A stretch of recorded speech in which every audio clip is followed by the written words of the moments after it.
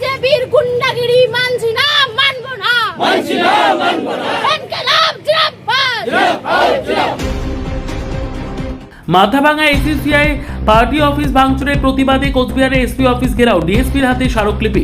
Mathabhanga এসইউসিআইসি party অফিসে ভাঙচুরের ঘটনায় দোষীদের অবিলম্বে গ্রেপ্তার ও দৃষ্টান্তমূলক শাস্তির দাবিতে সোমবার কোচবিহার জেলা পুলিশ সুপারের দপ্তরের সামনে বিক্ষোভ কর্মসূচি পালন করল এসইউসিআইসির জেলা নেতৃত্ব ও কর্মীরা। পরে পুলিশ সুপার উপস্থিত না থাকায় তাদের দাবি সংবলিত স্মারকলিপি জিএসপির হাতে তুলে দেওয়া হয়।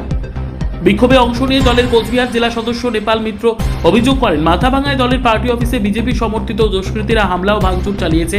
তার দাবি, ঘটনার পর বেশ কয়েকদিন কেটে গেলেও পুলিশ এখনো পর্যন্ত অভিযুক্তদের বিরুদ্ধে কোনো কার্যকর ব্যবস্থা গ্রহণ করেনি। তিনি আরও অভিযোগ করেন, বর্তমান সরকারের আমলে এসইউসিআইসির মিছিল, সভা ও গণকর্মসূচির অনুমতি পেতেও বারবার বাধার সম্মুখীন হতে হচ্ছে।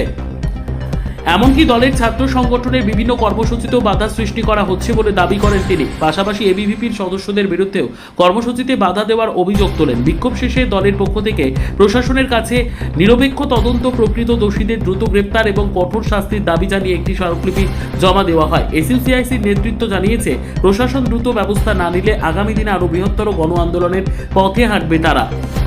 আমরা এসইউসিআই কমিউনিস্ট পার্টির পক্ষ থেকে কোচবিহার এসপির কাছে ডেপুটেশন দিতে গেলাম।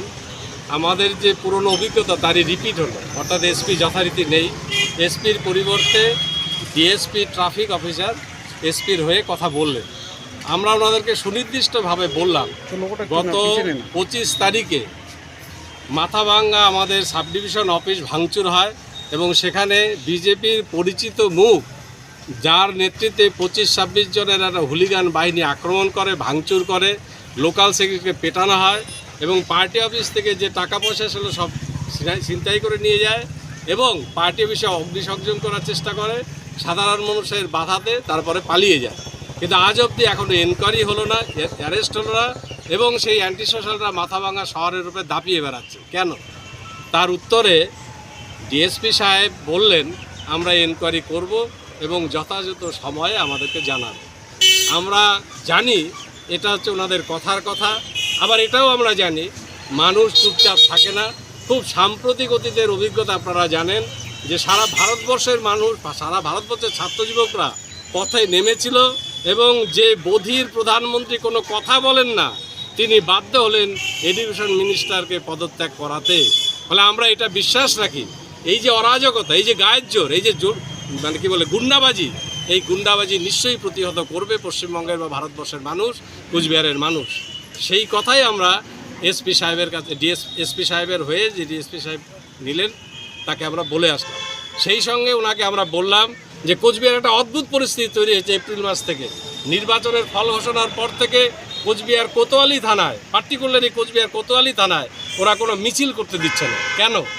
আমরা যতবার শ্রমিক মিছিল, ছাত্র মিছিল, যে কোনো মিছিল যখন করতে যাচ্ছি তখনই পুলিশ আটকিয়ে দিচ্ছে কোনো কারণ ছাড়া। এই ধরনের স্বৈরাচারিক ফ্যাসিবাদী পদক্ষেপ এটাকে আমরা যেভাবেই হোক প্রতিহত করব। সেই জন্য আমরা ওনাকে বলেছি এসপির সাথে আমাদের বৈঠকের অ্যারেঞ্জমেন্ট করেন। কোন কারণে?